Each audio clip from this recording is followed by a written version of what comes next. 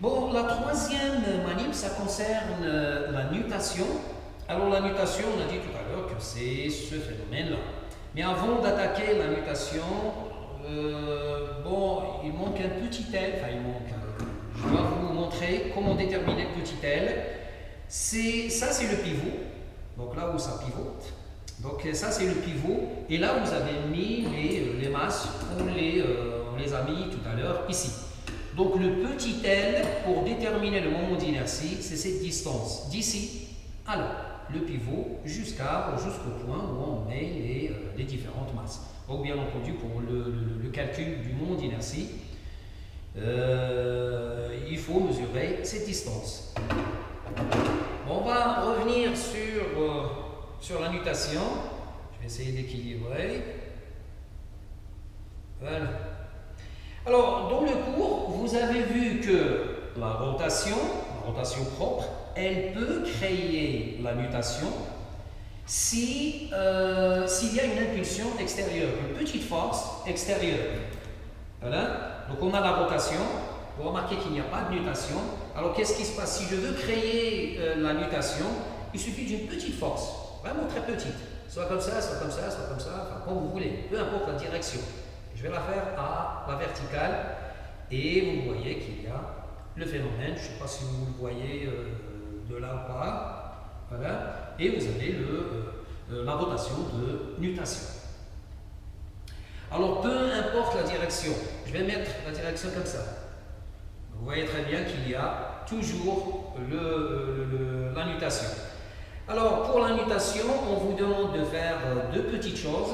De mesurer la rotation, à l'aide bien sûr du capteur, mesurer la période de rotation, pardon, et puis mesurer la période de nutation. Alors, comment on mesure la période de nutation?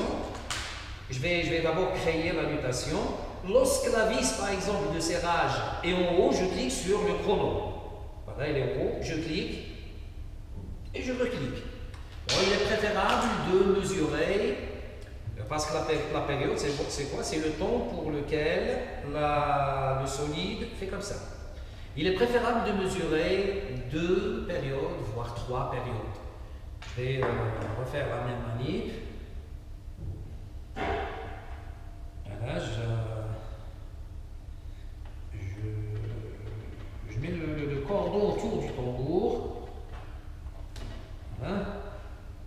Et puis je vais créer la nutation.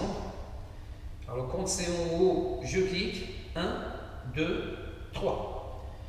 Bon, vous avez remarqué peut-être que plus la fréquence ici est grande, plus la fréquence ici est grande. Je vais diminuer un petit peu la fréquence. La fréquence, ça veut dire la vitesse de rotation, tout simplement. Je vais la diminuer par frottement. Voilà, ça ne tourne pas beaucoup.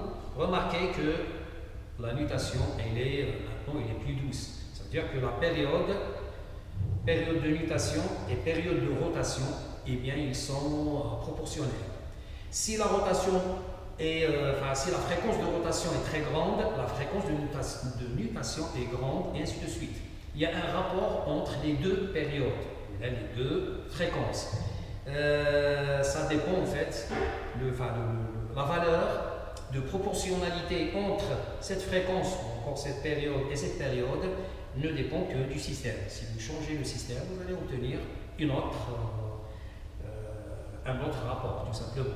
Voilà ce que je peux dire donc sur le gyroscope. On va passer maintenant à la troisième manip.